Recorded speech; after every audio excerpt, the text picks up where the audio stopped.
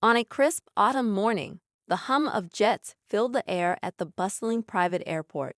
Travelers hurried past each other, their designer luggage trailing behind them. Among them stood Mark Henderson, a seasoned pilot with decades of flying experience. Tall and confident, he wore his captain's uniform like armor, his neatly pressed white shirt gleaming under the morning sun. To him, every flight was a routine, a matter of schedules and protocol. But this day was about to challenge everything he believed. Across the terminal, a man emerged, cutting a striking figure that turned heads. Dressed in a tailored suit, his presence exuded quiet power and self-assurance. This was Elijah Brooks, one of the youngest self-made billionaires in the country. His name was synonymous with innovation, philanthropy, and success. But Elijah wasn't one to flaunt his wealth or status. Today, he carried only a leather duffel bag, his calm demeanor masking the storm brewing ahead. Mark, standing near the gate, scanned the manifest and raised an eyebrow. His gaze stopped at Elijah, who approached with a friendly nod. Mark hesitated. Something about Elijah, or perhaps the prejudices Mark thought he'd buried long ago, stirred a flicker of doubt. He couldn't put his finger on it, but the way Elijah carried himself, so at ease in a space Mark subconsciously believed wasn't meant for him, unsettled the seasoned pilot. "Good morning," Elijah greeted warmly, handing over his boarding pass. Mark took it with a curt nod, his eyes flicking between Elijah and the paper in his hand. "You sure this is your flight?" Mark asked, his voice edged with skepticism. The question lingered in the air like an unspoken challenge. Elijah's expression didn't falter, but his brow furrowed slightly. "Yes, I believe so," Elijah replied evenly. "Flight 27B, correct?" Mark hesitated, the tension palpable. A silence stretched between them, broken only by the distant roar of an engine starting up. Other passengers watched from a distance, sensing something was amiss but unsure if they should intervene. "Well," Mark said finally, clearing his throat, "let's see if there's a mistake." He motioned Elijah to step aside, his tone suggesting doubt rather than procedure. As Elijah waited patiently, Mark made a show of checking the records. A younger co-pilot, Sarah, noticed the interaction from afar and frowned. She had worked with Mark long enough to recognize when his professionalism wavered. This wasn't protocol, this was personal.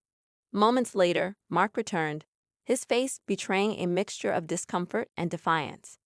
"I'm sorry, Mr. Brooks," he said, emphasizing the name as if to question its legitimacy. "But I can't allow you on this flight. It's a private charter, and there seems to be some misunderstanding." Elijah's calm exterior finally cracked, replaced by a flash of confusion and frustration.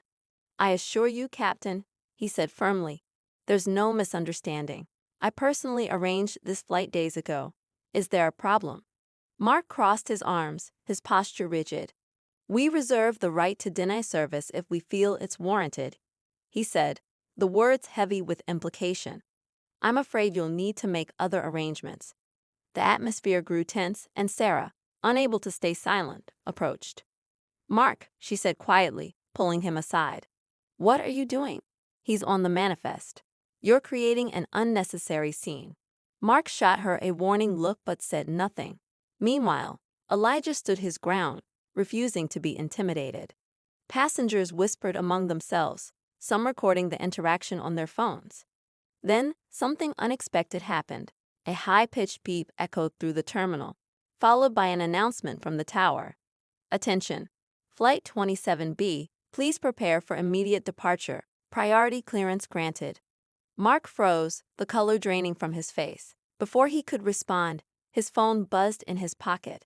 He glanced at the screen, his expression shifting from defiance to alarm. It was a call from the airline's CEO. Elijah, standing tall and unwavering, locked eyes with Mark. "I suggest you take that call," he said, his voice steady but edged with steel. What happened next would not only alter the course of the flight, but unravel a chain of events that no one could have foreseen. Mark's hand trembled slightly as he slid his finger across the screen to answer the call. The bustling noise of the terminal seemed to fade into the background, replaced by the pounding of his own heartbeat. "Captain Henderson speaking," he said, attempting to steady his voice. A cold, authoritative tone replied, "Mark, this is Douglas Reed." Mark's throat tightened. Douglas Reed wasn't just any executive, he was the CEO of the entire airline. The man behind the curtain, rarely seen but always felt. "Yes, sir. What can I need to know why Elijah Brooks is calling me from the terminal saying he's being denied boarding on his own chartered flight." Reed's voice was sharp, each word cutting deeper than the last. Mark's eyes flicked back to Elijah, who stood calm and collected, watching him with a piercing gaze. There was a mix-up with the manifest. "I was following protocol, sir," Mark stammered. "That's funny," Reed snapped, "because our system shows Mr. Brooks' name clearly listed. And let me make this absolutely clear, this isn't just any passenger. Elijah Brooks is a significant client. A billionaire whose investments have a direct impact on our operations. Do you understand what I'm saying?" Mark swallowed hard. The weight of his mistake started to settle heavily on his shoulders. "Yes, sir, I understand." "Good. Now fix this. Immediately." The line went dead. Mark slowly lowered the phone, feeling the stares burning into him from every direction. Passengers, staff, even Sarah, everyone had witnessed the confrontation. His authority, once solid and unquestioned, now seemed fragile. Taking a deep breath, Mark approached Elijah, forcing a thin, strained smile. "Mr. Brooks," he began, his tone softer but still guarded, "it seems there was a mistake on our end. Please accept my apologies. You're welcome to board the plane." Elijah didn't move. His eyes locked on Mark, studying him carefully. "A mistake," Elijah repeated quietly, letting the words hang in the air. "Yes," Mark replied quickly. "It won't happen again." For a moment, Elijah said nothing. Then slowly he picked up his leather duffel bag and stepped forward. "I hope not, Captain," he said evenly. Sarah exhaled in quiet relief, but the tension remained thick. Elijah walked past Mark, never breaking eye contact until the last second. As he boarded the plane, Sarah leaned toward Mark. "You just dodged a bullet," she muttered under her breath. Mark didn't respond. He knew she was right, but something inside him still bristled. It wasn't just about authority, it was about how easily it had been stripped from him. On board, Elijah settled into his seat, glancing out the window as the ground crew prepared for takeoff. He pulled out his phone and scrolled through a series of messages. One in particular caught his eye. Asterisk asterisk unknown number. Asterisk asterisk asterisk be careful. Not everyone wants you in the sky today. Asterisk. Elijah stared at the screen, his brow furrowing. He didn't recognize the number. No name, no context. Just a warning. He glanced around the cabin. Everything seemed normal. The interior of the jet was sleek and polished, exactly as he had requested. Yet that message planted a seed of doubt. Was it connected to what just happened? Or was it something else entirely? Meanwhile, back in the cockpit, Mark ran through the pre-flight checks with mechanical precision. But his mind wasn't on the instruments. It was on Elijah. He couldn't shake the feeling that he wasn't the only one on edge. Sarah noticed his distracted state. "Mark, you good?" she asked cautiously.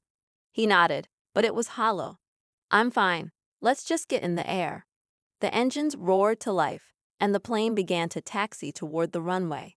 But high above, in the control tower, two men watched the plane's progress closely. One of them, wearing a security badge, leaned toward the other. "Is he on board?" the man asked. The other nodded. "Good. Let's hope this goes according to plan." Neither of them smiled. Back on the jet, Elijah's eyes drifted shut for a moment, but the sound of the engine's shifting gears pulled him back. He wasn't usually nervous flying. In fact, he'd spent years hopping between cities on jets just like this one.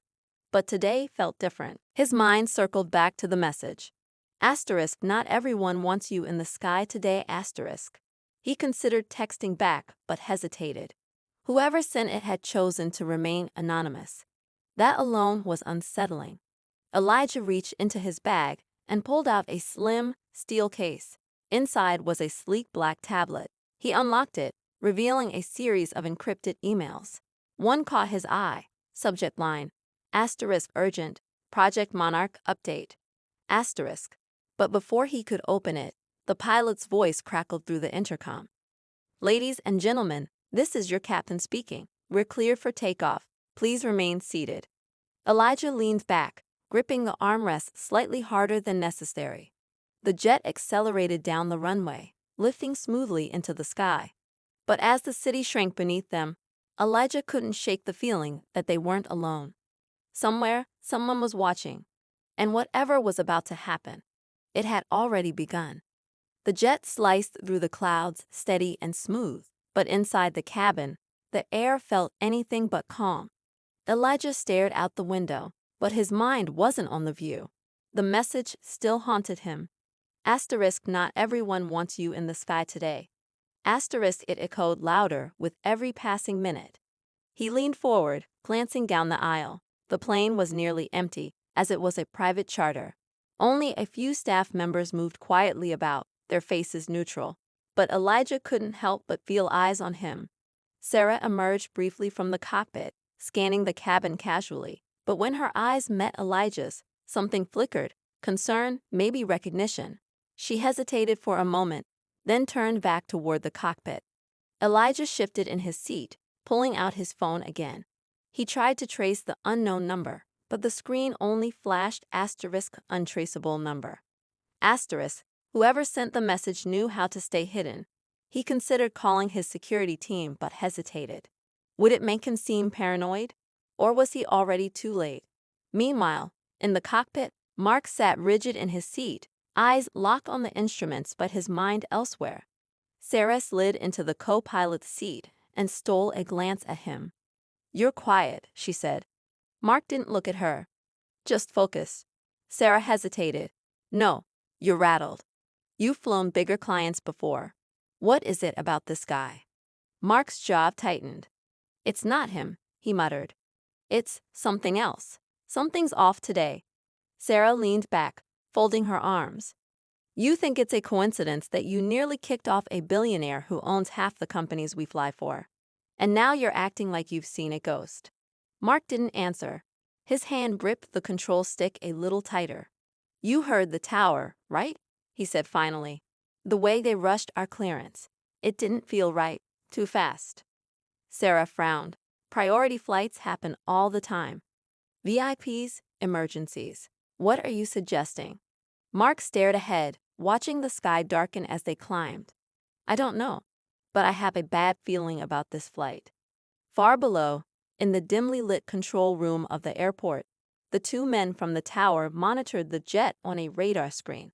One of them, a tall man in a dark suit, tapped his finger slowly on the console. "Altitude steady," he murmured. The other, shorter and stockier, leaned closer to the screen. "What's the next step?" The man in the suit didn't answer immediately. His eyes were locked on the blinking dot that represented the plane. "Wait for the signal," he said quietly. Back on the plane, Elijah decided he couldn't sit still any longer.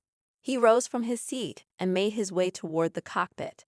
A flight attendant, startled, stepped into his path. "Mr. Brooks, is everything all right?" she asked politely. "I need to speak with the captain," Elijah said calmly but firmly. "I'm afraid the cockpit is restricted during flight." "I wasn't asking." This tone left no room for argument. The attendant hesitated, glancing toward the cockpit. Before she could object, Sarah opened the door, surprised to see Elijah standing there. "Something wrong, Mr. Brooks?" she asked carefully. Elijah's expression was steady but serious. "I need to know if this flight is secure." Sarah blinked. "Secure." Elijah lowered his voice. "I received a message before takeoff. A warning. I need to know if anything unusual has been reported." Sarah's face tightened slightly. She turned to Mark, who watched from his seat. Mark's voice was cold. "We're in the air, Mr. Brooks. If there was a problem, we wouldn't be flying." "That's not good enough," Elijah replied. "Someone went through a lot of trouble to make sure I was uncomfortable today. First, you try to kick me off my own flight. Now I'm getting anonymous warnings. So forgive me if I need more than your word." The cockpit went quiet for a moment. Sarah glanced at Mark, waiting for him to say something, but he didn't. "Elijah," Sarah said softly, "let me check in with the tower. We'll make sure everything's clear. Elijah nodded slowly. Do that. He turned and walked back to his seat, but his mind was spinning. In the cockpit, Sarah reached for the radio. Control, list is Flight 27B, requesting confirmation of security protocols. Any advisories we should be aware of? The radio crackled.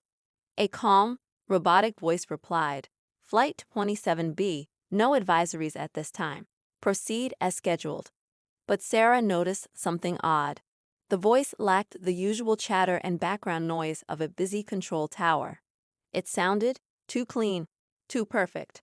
She frowned. Mark, did that seem off to you? Mark didn't answer. He was staring at the radar screen. A second blip had appeared, roughly 10 miles behind them. That plane wasn't there before, he muttered. Sarah leaned in. No flight path near us and nothing reported. Mark's grip tightened on the controls. Something's following us. In the cabin, Elijah's phone buzzed again. Asterisk, asterisk, unknown number. Asterisk, asterisk, asterisk, it's closer than you think. Asterisk. Elijah's stomach turned. He slowly turned his head toward the window, scanning the sky. At first, there was nothing. Just clouds and endless blue. But then, a glint of something metallic far in the distance, moving faster than it should, and closing in. Elijah's breath caught in his throat. Whatever was following them, it wasn't a coincidence. And they were running out of time. The jet cut through the sky, smooth and steady on the outside, but inside, the tension was suffocating. Elijah's eyes were locked on the small glint in the sky, now growing larger, closer. He leaned in, squinting, but couldn't make out what it was. A plane? A drone? Whatever it wasn't supposed to be there. His phone buzzed again, vibrating in his hand like a warning bell. Asterisk, asterisk, unknown number. Asterisk, asterisk, asterisk, you need to act now. Asterisk. His grip tightened. Elijah wasn't a man easily shaken, but this wasn't normal. Someone was orchestrating something, and he was running out of options. In the cockpit, Mark's face was pale, his usual confidence replaced by something closer to fear. It's not showing up on the radar anymore, he muttered, tapping the screen in frustration. Sarah leaned over, scanning the instruments. What do you mean? It was right there. It was, Mark snapped. Now it's gone. That's not possible, not unless it's military. Sarah's stomach dropped. Military, she repeated, her voice low. Mark didn't answer. He didn't need to. Elijah's voice cut through the silence as he appeared in the cockpit doorway. What is it? He demanded. Mark hesitated. Sarah spoke first. There was something following us. Now it's gone. Gone where?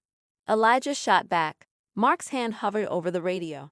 I'm contacting air traffic control. We need answers. He grabbed the radio. This is Flight 27B, requesting immediate update on nearby aircraft. We have unidentified movement in our airspace. Please advise. The line hissed with static. No response. Sarah's eyes widened. Try again. Mark's voice was sharper this time. Control, this is Flight 27B. Do you read? Nothing. The silence was deafening. Sarah's hand flew to the secondary channel, but it was the same, static, empty air. We're being jammed, she whispered. Elijah stepped forward. Turn the plane around. Mark whipped around in his seat. Excuse me.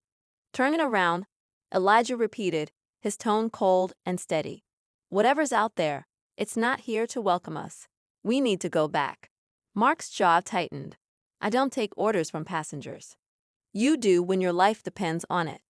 Mark hesitated, torn between pride and survival. Sarah shot him a look. He's right. We're flying blind, Mark. We need to get back to base. Before Mark could respond, the entire plane jolted violently. Elijah grabbed the doorway for balance. What the hell was that? Sarah gasped. Mark's eyes darted to the control panel. Pressure drop in the cargo hold. We've been hit. Hit, Elijah repeated, disbelief in his voice. Sarah leaned forward. We need to descend. Now. Mark's hands moved fast, adjusting the controls. The jet began a slow, cautious descent. But before they could stabilize, the plane rocked again, harder this time. Sarah's eyes snapped to the window. Oh my God. Out of the clouds, a small, dark aircraft emerged, sleek and angular.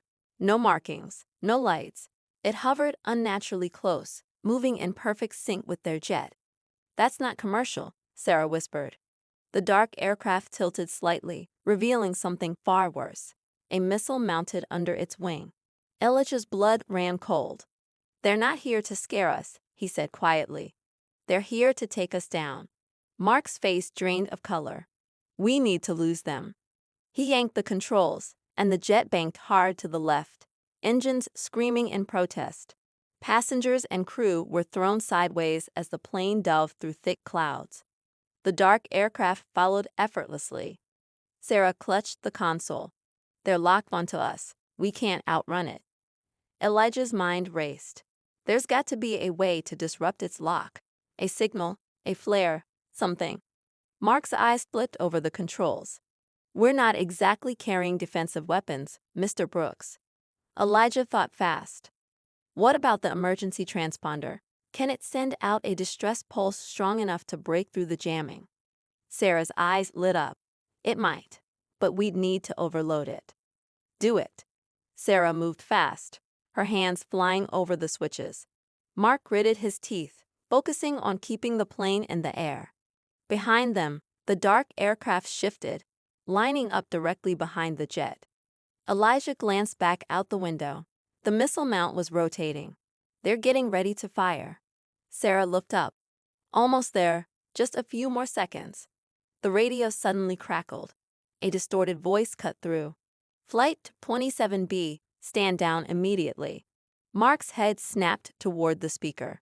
Who is this? Static. Stand down or be neutralized. Elijah's fists clenched. They're giving us a choice we don't have. Sarah hit the final switch. Transponder overload in 3, 2, 1. She slammed her palm onto the button. A sharp, high-pitched hum filled the cockpit. Then, silence. The dark aircraft wobbled, its smooth movement breaking for the first time. Sarah's face lit up. It worked. We scrambled its systems. Mark didn't wait. He doved the jet sharply, engines roaring, slicing through the clouds. The dark aircraft lagged, struggling to adjust. But Elijah knew this wasn't over. Whoever was after them wasn't going to stop. And whatever they wanted, it was worth killing for. The jet sliced through the clouds in a steep dive, engines howling as Mark fought to stabilize the aircraft. The dark plane behind them was struggling, its flight pattern erratic after the transponder overload. For a moment, it felt like they might have gained the upper hand. But Elijah knew better. His instincts screamed that this wasn't over. Mark leveled the jet, breathing heavily. We need to land. Now, Sarah urged, her eyes darting across the flickering control panels. I'm trying, Mark snapped. Nearest airstrip is still 40 minutes out. We don't have 40 minutes. Elijah cut in, gripping the back of Sarah's seat. His tone was sharper now, more commanding. That wasn't a scare tactic. They're coming back. Mark shot him a glare. I'm open to suggestions, Mr. Brooks. Elijah didn't blink. Who else knows about this flight? Mark hesitated. Only the tower, dispatch, and the ground crew. Standard protocol. Elijah's eyes narrowed. Someone on the inside gave them our flight path. Sarah turned sharply. What are you saying? I'm saying this wasn't random. This was planned. And whoever's behind it is still watching us. Before anyone could respond, a new alarm blared through the cockpit. Sarah's head snapped to the console. Cabin pressures dropping. Fast. Mark's hands flew across the controls. That's impossible. We didn't take any hits. Elijah felt it too. A subtle shift in the air, a thinness creeping in. Sarah's face paled. This is internal. Elijah's heart pounded. Someone's sabotaged the plane. Mark cursed under his breath. That's not possible. We checked the systems before takeoff. But Elijah was already moving, storming back into the cabin. He scanned the few staff on board. The flight attendant who'd stopped him earlier was by the galley, pale and fidgety. You. She froze as Elijah approached. Did anyone have access to this plane before we boarded? He demanded. Her eyes darted nervously. And no, sir. Only maintenance, the usual crew. Elijah stepped closer. Think carefully. Who else was near this plane? Her mouth opened, but no words came. Then her eyes flicked toward the rear of the plane, just for a second. It was enough. Elijah turned on his heel and rushed toward the back. The storage compartment wasn't locked. He yanked it open, scanning the cramped space. At first, nothing. Then, a slight glimmer. A small black device, no larger than a fist, tucked into the corner. Blinking red. A timed detonator.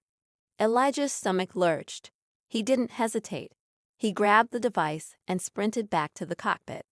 Mark's head snapped up as Elijah slammed the device onto the console. "Explain this," Elijah barked.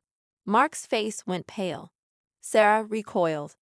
"That's a bomb," Elijah finished. "On your plane." Mark was already scrambling for the emergency protocol binder. "How long?" Sarah asked, voice trembling. Elijah pointed to the timer. 3 minutes. Mark looked at Sarah. "We can't land in time." Sarah's hands trembled. "There has to be a way to eject it." "There isn't."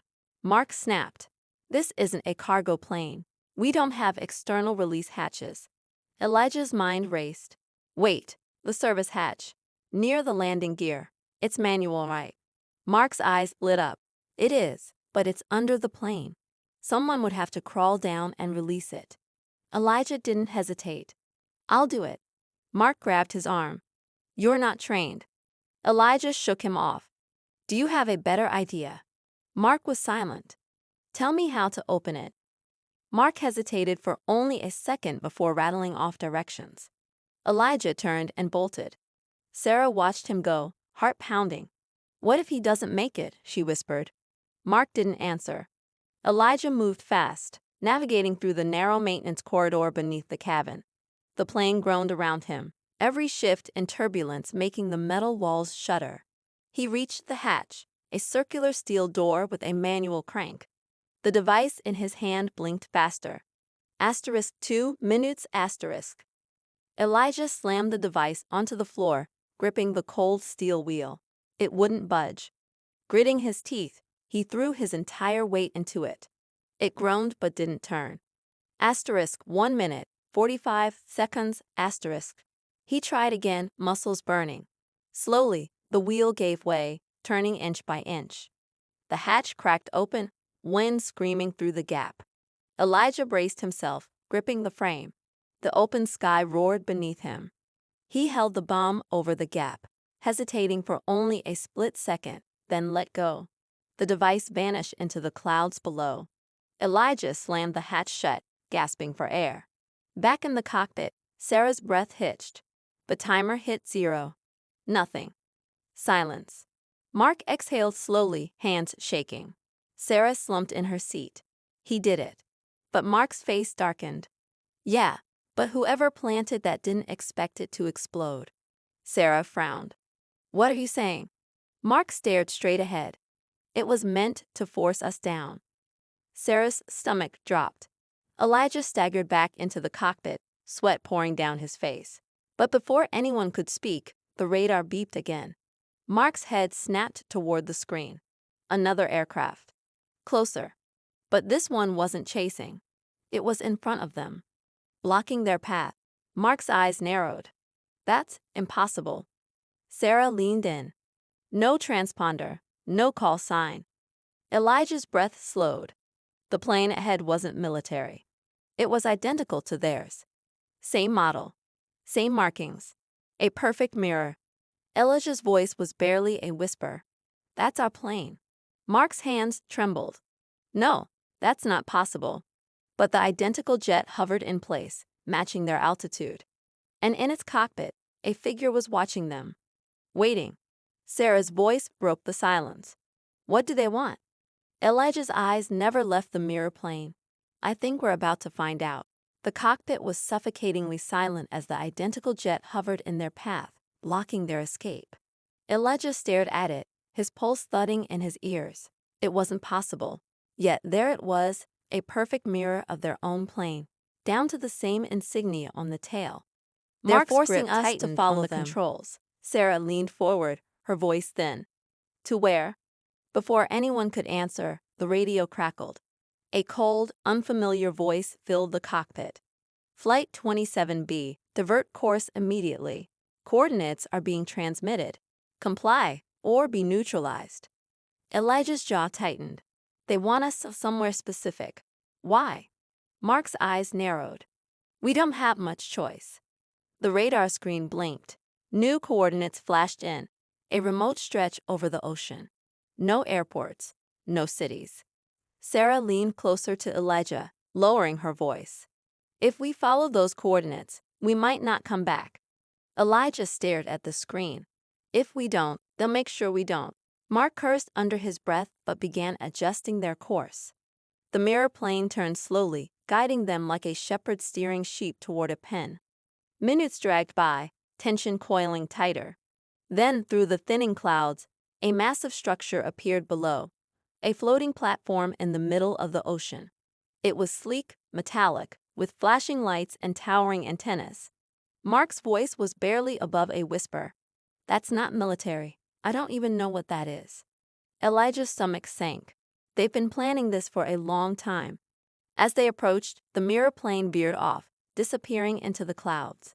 Mark brought the jet down slowly, aligning with the makeshift runway on the platform. The landing gear hit the metal with a screech. Silence. For a moment, nothing moved. Then, from the shadows, black-clad figures emerged, moving in perfect formation toward the plane. Sarah's hand instinctively moved to the emergency beacon, but Elijah stopped her. They control the signals. We're cut off. Mark unbuckled his harness, his face pale. What now? Elijah's eyes hardened. We find out who they are. The door hissed open, and the cold ocean air rushed in.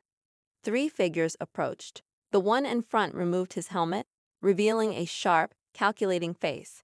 Elijah Brooks, the man said smoothly. Elijah didn't move. And you are? The man smiled thinly. Someone who's been cleaning up your messes for years. Elijah's eyes narrowed. I don't know you.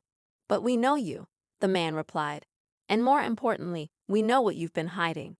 Before Elijah could respond, the man tossed something at his feet, a sleek black tablet. The screen flickered on, displaying files, photos, documents. Elijah's company name stamped across them. Sarah leaned in, eyes widening. These are defense contracts, secret ones.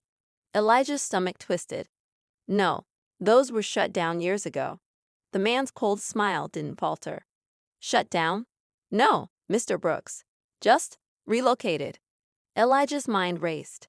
Those projects were sealed, buried under layers of security. Projects that could change the course of technology and warfare. I had nothing to do with this. The man's eyes darkened. No, but your signature is on every page. Mark stepped forward. What do you want from him? The man tilted his head. To clean up the final piece. You. At that moment, a sharp bang echoed from inside the platform. Chaos erupted. An explosion rocked the ground, throwing the soldiers off balance. Elijah turned sharply to see a figure sprinting across the platform. It was the flight attendant. But she wasn't in uniform anymore. Now, she was dressed in tactical gear, holding a detonator. Elijah's mind reeled. Asterisk, she planted the bomb. And now she's destroying this place, asterisk. The soldiers scrambled, weapons raised, but it was too late. A second explosion ripped through the structure. Fire bloomed, smoke billowing into the sky. The man in front of Elijah staggered but regained his footing, snarling. She was never part of this. Elijah grabbed Sarah and Mark. Back to the plane. Now. They sprinted up the stairs, the ground shaking beneath them. Mark fired up the engines, fingers flying over the controls. Sarah slammed the door shut just as another blast tore through the platform. The jet roared to life. Elijah glanced out the window. The mysterious agent was still standing there, staring at them, fury etched into his face. But beside him, the flight attendant, now an operative, was gone. As the jet lifted off, Elijah's mind spun. She wasn't after him. She was after them. And she just erased every trace of their operation. High above the chaos, Elijah sat back, breathing hard. Sarah turned to him. What now? Elijah's eyes stayed on the horizon. Now we figure out who she was working for. Mark glanced back. And if they're coming for us next. Elijah's phone buzzed in his pocket. One new message. Asterisk, asterisk, unknown number. Asterisk, asterisk, asterisk. This was only the beginning. Asterisk.